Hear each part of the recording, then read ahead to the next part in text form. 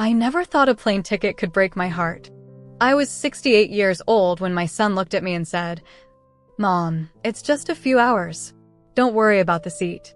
But when I walked onto that airplane and saw where they had placed me, I understood something painful. To my own family, I was no longer the mother who sacrificed everything for them. I was just someone they could move to the side.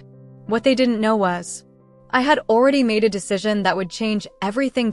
My name is Evelyn Parker, and for most of my life, I believed family was the one thing you could always count on.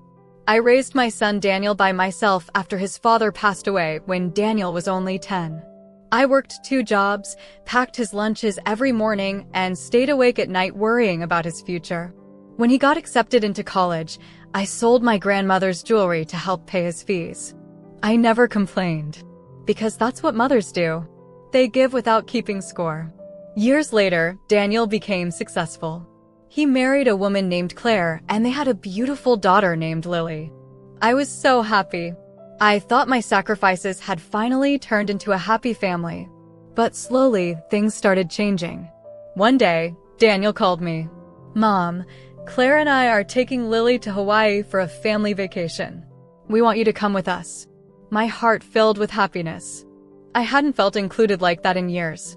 I bought new clothes, packed my bags, and even brought gifts for Lily. I thought this trip would bring us closer.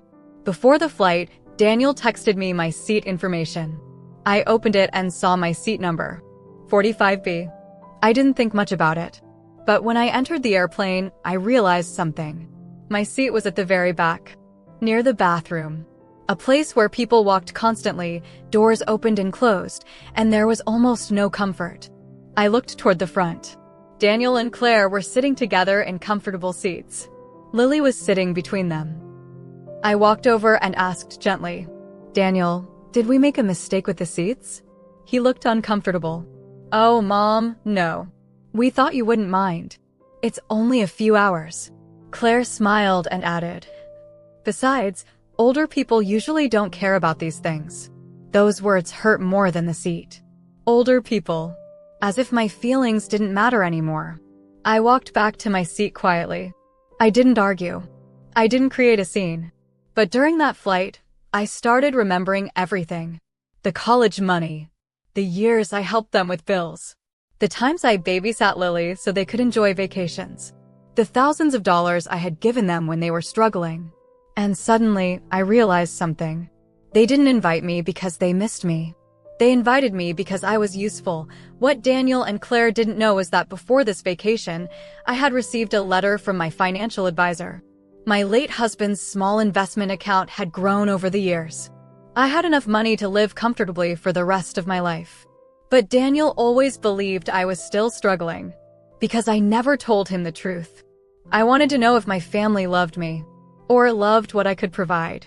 And that plane ride gave me my answer. When we arrived in Hawaii, Daniel asked me, "Mom, can you watch Lily tomorrow? Claire and I want to go shopping." Normally, I would have said yes. But this time, I smiled and said, "Sorry, Daniel. I have my own plans." He looked surprised. "My own plans?" I nodded. "Yes. I think it's time I start living my own life." For the first time, I saw confusion on his face. Because he wasn't used to hearing me say no. A few days later, Daniel found out I had booked my own beautiful hotel room near the beach. He was shocked. "Mom, how did you afford this?" I looked at him and said, "The same way I afforded everything for you all these years. By working hard and saving." He became quiet. Then Claire asked, "Wait, you have money?" I looked at her. "Yes, but I learned something important. Money can help people, but it cannot buy love." That evening, Daniel came to my room.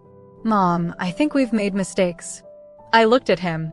"Daniel, the seat on the airplane wasn't the problem." He lowered his head. "The problem was realizing that my own son thought I deserved less comfort because I was older." His eyes filled with tears. "I never meant to hurt you." I replied, "Sometimes people don't hurt us with their words. They hurt us with the way they treat us." After that trip, things slowly changed. Daniel started calling more. Claire apologized. And I stopped being the mother who always sacrificed. I was still loving. I was still caring. But I finally learned something. A mother's love should never mean losing herself. I spent 40 years making sure my family had a comfortable life. Now, it was time to make sure I had one too. And the most surprising thing happened. When I stopped begging for a place in their lives, they finally started making space for me.